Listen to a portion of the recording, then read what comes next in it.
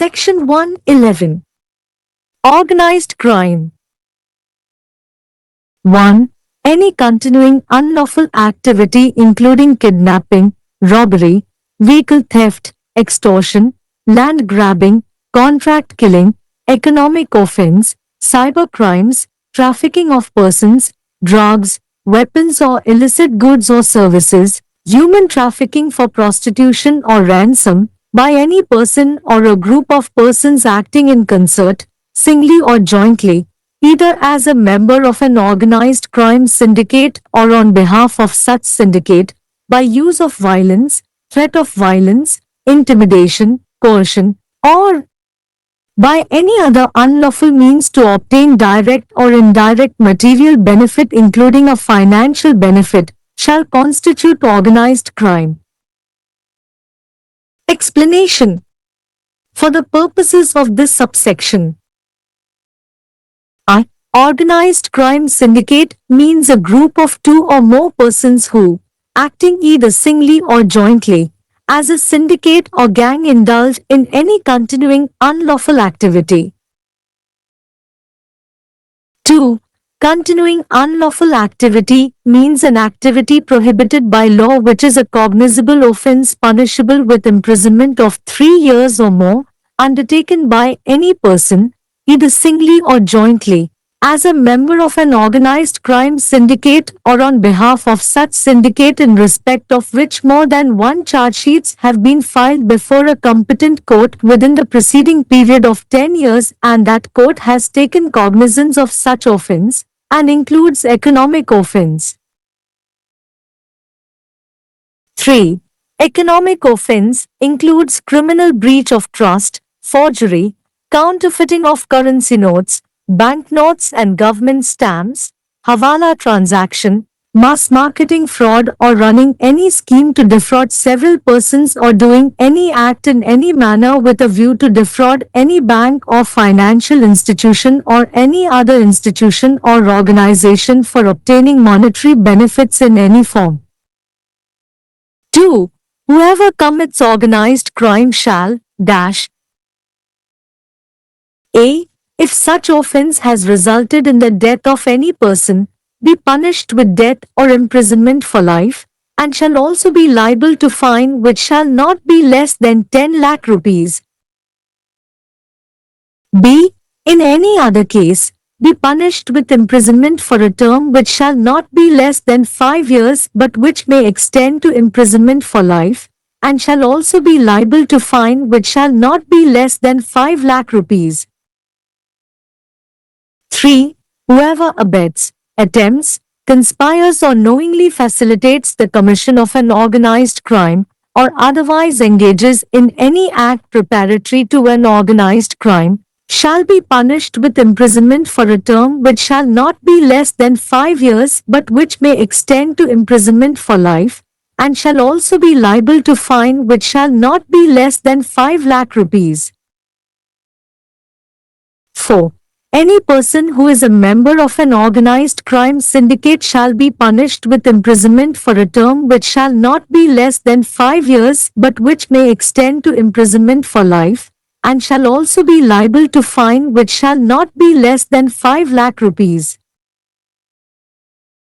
5. Whoever, intentionally, harbors or conceals any person who has committed the offense of an organized crime shall be punished with imprisonment for a term which shall not be less than 3 years but which may extend to imprisonment for life, and shall also be liable to fine which shall not be less than 5 lakh rupees. Provided that this subsection shall not apply to any case in which the harbor or concealment is by the spouse of the offender. 6. Whoever possesses any property derived or obtained from the commission of an organized crime or proceeds of any organized crime or which has been acquired through the organized crime, shall be punishable with imprisonment for a term which shall not be less than 3 years but which may extend to imprisonment for life, and shall also be liable to fine which shall not be less than 2 lakh rupees. 7. If any person on behalf of a member of an organized crime syndicate is, or at any time has been in possession of movable or removable property which he cannot satisfactorily account for, shall be punishable with imprisonment for a term which shall not be less than 3 years but which may extend to imprisonment for 10 years and shall also be liable to fine which shall not be less than 1 lakh rupees. 111 ஒழுங்கமைக்கப்பட்ட குற்றம். 1. கடத்தல், கொள்ளை, வாகன திருட்டு, மிரட்டி பணம் பறித்தல், நில அபகரிப்பு, ஒப்பந்த கொலை, பொருளாதார குற்றம், சைபர் குற்றங்கள், நபர்கள் கடத்தல், போதைப் பொருள், ஆயுதங்கள் அல்லது சட்டவிரோத பொருட்கள் அல்லது சேவைகள், விபச்சாரத்திற்காக அல்லது மீட்கும் மனித கடத்தல் உள்ளிட்ட எந்தவொரு சட்டவிரோத நடவடிக்கையும் எந்தவொரு நபரும் அல்லது ஒரு குழுவும் இணைந்து தனித்தனியாகவோ அல்லது கூட்டாகவோ ஒரு ஒழுங்கமைக்கப்பட்ட குற்ற சிண்டிகேட்டின் உறுப்பினராகவோ அல்லது அத்தகைய சிண்டிகேட் சார்பாகவோ வன்முறையை பயன்படுத்துவதன் மூலம் வன்முறை, அச்சுறுத்தல், மிரட்டல், வற்புறுத்தல் அல்லது நிதி நன்மை உட்பட நேரடி அல்லது மறைமுக பொருள் நன்மைகளை பெறுவதற்கான வேறு ஏதேனும் சட்டவிரோத வழிமுறைகளால் ஒழுங்கமைக்கப்பட்ட குற்றமாக அமையும். விளக்கம். இந்த துணைப்பிரிவின் நோக்கங்களுக்காக ஒழுங்கமைக்கப்பட்ட குற்ற சிண்டிகேட் என்பது 2 அல்லது அதற்கு மேற்பட்ட நபர்களைக் கொண்ட குழுவாகும். அவர்கள் தனித்தனியாகவோ அல்லது கூட்டாகவோ ஒரு சிண்டிகேட் அல்லது கும்பலாக எந்தவொரு தொடர்ச்சியான சட்டவிரோத நடவடிக்கையிலும் ஈடுபடுகிறார்கள். 2. தொடர்ச்சியான சட்டவிரோத செயல்பாடு என்பது சட்டத்தால் தடை செய்யப்பட்ட ஒரு செயலாகும். இது 3 ஆண்டுகள் அல்லது அதற்கு மேற்பட்ட சிறைத் தண்டனை விதிக்கப்படும் ஒரு அறியக்கூடிய குற்றமாகும். இது எந்தவொரு நபரும் தனித்தனியாகவோ அல்லது கூட்டாகவோ மேற்கொள்ளப்படுகிறது. ஒரு ஒழுங்கமைக்கப்பட்ட குற்ற சிண்டிகேட்டின் உறுப்பினராக அல்லது அத்தகைய சிண்டிகேட் சார்பாக ஒன்றுக்கு மேற்பட்ட குற்றப்பத்திரிகைகள் 10 ஆண்டுகளுக்கு முந்தைய காலத்திற்குள் ஒரு தகுதி வாய்ந்த நீதிமன்றத்தில் தாக்கல் செய்யப்பட்டுள்ளன. மேலும் நீதிமன்றம் அத்தகைய குற்றத்தை அறிந்திருக்கிறது. மேலும் இதில் அடங்கும் பொருளாதார குற்றம். 3. பொருளாதார குற்றத்தில் குற்றவியல் நம்பிக்கை மீறல், மோசடி, நாணயத்தாள்கள், ரூபாய் நோட்டுகள் மற்றும் அரசு முத்திரைகள், ஹவாலா பரிவர்த்தனை, வெகுஜன சந்தைப்படுத்தல், மோசடி அல்லது பல நபர்களை ஏமாற்ற அல்லது எந்த வகையிலும் எந்தவொரு செயலையும் செய்யும் திட்டத்தை இயக்குதல் ஆகியவை அடங்கும். எந்தவொரு வங்கியையும் அல்லது நிதி நிறுவனத்தையும் அல்லது வேறு எந்த நிறுவனத்தையும் அல்லது நிறுவனத்தையும் எந்த வடிவத்திலும் பணப்பலன்களை பெறுவதற்காக ஏமாற்றும் நோக்கத்துடன். 2. ஒழுங்கமைக்கப்பட்ட குற்றங்களை செய்பவர். அத்தகைய குற்றம் எந்தவொரு நபரின் மரணத்திலும் விளைந்திருந்தால் மரண தண்டனை அல்லது ஆயுள் தண்டனை விதிக்கப்பட வேண்டும். மேலும் 10 லட்சம் ரூபாய்க்கு குறையாத அபராதத்திற்கும் பொறுப்பாகும். வேறு எந்த வழக்கிலும் 5 ஆண்டுகளுக்கு குறையாத ஆனால் ஆயுள் தண்டனை வரை நீட்டிக்கப்படக்கூடிய ஒரு காலத்திற்கு சிறை தண்டனை விதிக்கப்பட வேண்டும். மேலும் 5 லட்சம் ரூபாய்க்கு குறையாத அபராதத்திற்கும் பொறுப்பாகும். 3. ஒரு ஒழுங்கமைக்கப்பட்ட குற்றத்தின் ஆணைக்குழுவிற்கு உதவுபவர், முயற்சிப்பவர், சதி செய்கிறார் அல்லது தெரிந்தே உதவுகிறார் அல்லது ஒரு ஒழுங்கமைக்கப்பட்ட குற்றத்திற்கு ஆயத்தப்படுத்தும் எந்தவொரு செயலிலும் ஈடுபடுகிறவர் 5 ஆண்டுகளுக்கு குறையாத ஒரு காலத்திற்கு சிறை தண்டனை விதிக்கப்படுவார். ஆனால் அது இருக்கலாம் ஆயுள் தண்டனை வரை நீட்டிக்கப்படுகிறது. மேலும் 5 லட்சம் ரூபாய்க்கு குறையாத அபராதத்திற்கும் பொறுப்பாகும். 4. ஒரு ஒழுங்கமைக்கப்பட்ட குற்ற சிண்டிகேட்டில் உறுப்பினராக இருக்கும் எந்தவொரு நபரும் 5 ஆண்டுகளுக்கு குறையாத ஒரு காலத்திற்கு சிறை தண்டனை விதிக்கப்படுவார். ஆனால் அது ஆயுள் தண்டனை வரை நீட்டிக்கப்படலாம். மேலும் அபராதம் விதிக்கப்படாது 5 லட்சம் ரூபாய்க்கு குறைவாக. 5. ஒரு ஒழுங்கமைக்கப்பட்ட குற்றத்தின் குற்றத்தை செய்த எந்தவொரு நபருக்கும் வேண்டுமென்றே அடைக்கலம் அல்லது மறைப்பவர் 3 வருடங்களுக்கும் குறையாத ஒரு காலத்திற்கு சிறை தண்டனை விதிக்கப்படுவார். ஆனால் அது ஆயுள் தண்டனை வரை நீட்டிக்கப்படலாம். மேலும் 5 லட்சம் ரூபாய்க்கு குறையாத அபராதம் விதிக்கப்படும். குற்றவாளியின் மனைவியால் துறைமுகம் அல்லது மறைத்தல் எந்த ஒரு சந்தர்ப்பத்திற்கும் இந்த துணைப்பிரிவு பொருந்தாது. 6.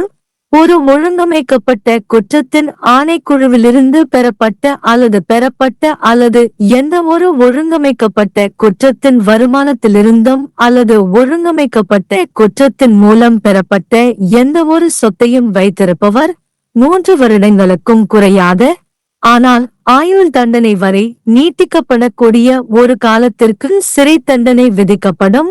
மேலும் 2 லட்சம் ரூபாய்க்கு குறையாத அபராதத்திற்கும் பொறுப்பாகும். 7. ஒரு ஒழுங்கமைக்கப்பட்ட குற்ற சிண்டிகேட்டின் உறுப்பினரின் சார்பாக எந்த ஒரு நபரும் இருந்தால் அல்லது எந்த நேரத்திலும் அவர் திருப்திகரமாக கணக்கிட முடியாத அசையும் அல்லது அசையா சொத்தை வைத்திருந்தால் 3 வருடங்களுக்கும் குறையாத ஆனால் 10 ஆண்டுகளுக்கு சிறை தண்டனை விதிக்கப்படக்கூடிய ஒரு காலத்திற்கு சிறை தண்டனை விதிக்கப்படும். மேலும் 1 லட்சம் ரூபாய்க்கு குறையாத அபராதத்திற்கும் பொறுப்பாகும். 111 संगठित अपराध। 1. अपहरण, डकैती, वाहन चोरी, जबरन वसूली, भूमि हड़पना, अनुबंध हत्या। आर्थिक अपराध, साइबर अपराध, व्यक्तियों की तस्करी, ड्रग्स, हथियार या अवैध सामान या सेवाओं, वेश्यावृत्ति या फिरौती के लिए मानव तस्करी सहित कोई भी निरंतर गैरकानूनी गतिविधि। किसी भी व्यक्ति या व्यक्तियों के समूह द्वारा अकेले या संयुक्त रूप से या तो किसी संगठित अपराध सिंडिकेट के सदस्य के रूप में या ऐसे सिंडिकेट की ओर से कार्य करना, हिंसा की धमकी, जबरदस्ती या वित्तीय लाभ सहित प्रत्यक्ष या अप्रत्यक्ष भौतिक लाभ प्राप्त करने के लिए किसी अन्य गैरकानूनी माध्यम का उपयोग संगठित अपराध माना जाएगा। स्पष्टीकरण। इस उपधारा के प्रयोजनों के लिए आय संगठित अपराध सिंडिकेट का अर्थ 2 या 2 से अधिक व्यक्तियों का एक समूह है जो अकेले या संयुक्त रूप से कार्य करते हुए एक सिंडिकेट या गिरोह के रूप में किसी भी निरंतर गैरकानूनी गतिविधि में शामिल होते हैं।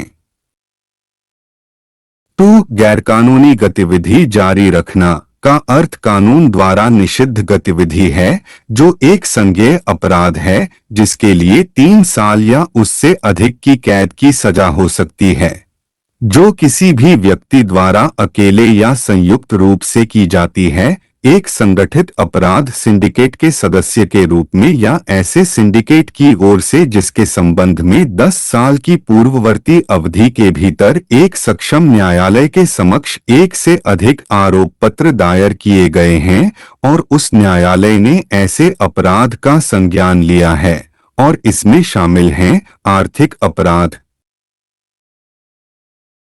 3. आर्थिक अपराध में विश्वास का आपराधिक उल्लंघन, जालसाजी, मुद्रा नोटों, बैंक नोटों और सरकारी टिकटों की जालसाजी, हवाला लेन देन, बड़े पैमाने पर विपणन धोखाधड़ी या कई व्यक्तियों को धोखा देने के लिए कोई योजना चलाना या किसी भी तरीके से कोई कार्य करना शामिल है। किसी भी रूप में मौद्रिक लाभ प्राप्त करने के लिए किसी बैंक या वित्तीय संस्थान या किसी अन्य संस्थान या संगठन को धोखा देने की दृष्टि से। 2. जो कोई संगठित अपराध करेगा। यदि ऐसे अपराध के परिणामस्वरूप किसी व्यक्ति की मृत्यु हो गई है तो उसे मृत्यु या आजीवन कारावास से दंडित किया जाएगा और जुर्माने का भी भागी होगा जो 10 लाख रुपए से कम नहीं होगा। किसी अन्य मामले में ऐसी अवधि के कारावास से दंडित किया जाएगा जो 5 वर्ष से कम नहीं होगी किंतु जो आजीवन कारावास तक हो सकेगी और जुर्माने से भी जो 5 लाख रुपए से कम नहीं होगा। 3. जो कोई किसी संगठित अपराध को बढ़ावा देता है, प्रयास करता है साजिश रचता है या जानबूझकर उसे अंजाम देने में मदद करता है या अन्यथा किसी संगठित अपराध की तैयारी के लिए किसी कार्य में संलग्न होता है, उसे ऐसी अवधि के लिए कारावास से दंडित किया जाएगा जो 5 साल से कम नहीं होगी, लेकिन जो हो सकती है आजीवन कारावास तक बढ़ाया जा सकता है और जुर्माना भी लगाया जा सकता है जो 5 लाख रुपए से कम नहीं होगा। 4. कोई भी व्यक्ति जो संगठित अपराध सिंडिकेट का सदस्य है, उसे ऐसी अवधि के लिए कारावास से दंडित किया जाएगा जो 5 साल से कम नहीं होगी, लेकिन जिसे आजीवन कारावास तक बढ़ाया जा सकता है और जुर्माना भी लगाया जाएगा जो कम नहीं होगा 5 लाख रुपए से अधिक। 5. जो कोई किसी संगठित अपराध का अपराध करने वाले किसी व्यक्ति को जानबूझकर आश्रय देता है या छुपाता है, वह कारावास से दंडित किया जाएगा जो 3 वर्ष से कम नहीं होगा किंतु आजीवन कारावास तक हो सकता है और जुर्माने का भी भागी होगा जो 5 लाख रुपए से कम नहीं होगा है।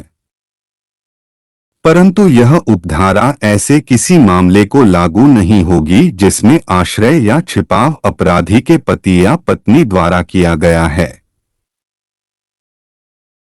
6. जिसके पास किसी संगठित अपराध के किए जाने से व्युत्पन्न या अभिप्राप्त कोरी संपत्ति या किसी संगठित अपराध की आय है या जो संगठित अपराध के माध्यम से अर्जित की गई है, वह ऐसी अवधि के लिए कारावास से दंडनीय होगा जो 3 वर्ष से कम नहीं होगा किंतु जो आजीवन कारावास तक का हो सकेगा और जुर्माने से भी दंडनीय होगा जो 2 लाख रुपए से कम नहीं होगा। 7. यदि किसी संगठित अपराध सिंडिकेट के सदस्य की ओर से कोई भी व्यक्ति चल या अचल संपत्ति पर है या किसी भी समय उसके कब्जे में है जिसका वह संतोषजनक हिसाब नहीं दे सकता है, ऐसी अवधि के लिए कारावास से दंडनीय होगा जो 3 वर्ष से कम नहीं होगा किंतु जो 10 वर्ष के कारावास तक हो सकेगा और जुर्माने से भी दंडनीय होगा जो 1 लाख रुपए से कम नहीं होगा।